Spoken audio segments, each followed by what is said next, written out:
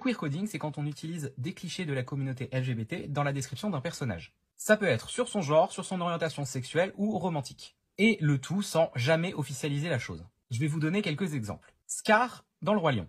Il est assez maniéré et entre gros guillemets précieux. Ce sont des clichés associés aux personnes homosexuelles. Est-ce que ça veut dire que Scar est gay? On n'en sait rien. Ursula de La Petite Sirène. Elle est inspirée d'une drag queen du nom de Divine. Est-ce que ça veut dire qu'elle est drague? Est-ce que ça veut dire qu'elle est trans? C'est jamais dit. Dipper de Gravity Falls. Il a une sœur jumelle. Sauf que les vrais jumeaux, comme Ele, ne peuvent pas naître fille et garçon. Donc Dipper est un mec trans.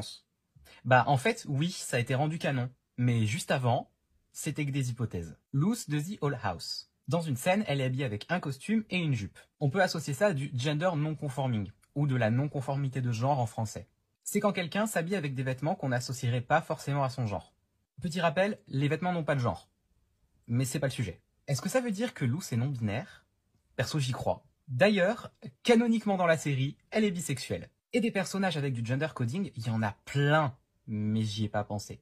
D'ailleurs, vous en connaissez d'autres? Et comment on peut faire pour savoir si le perso est queer? Bah, on peut pas. On peut théoriser, mais tant que ça n'a pas été rendu canon, on n'en sait rien. Donc, théorisons.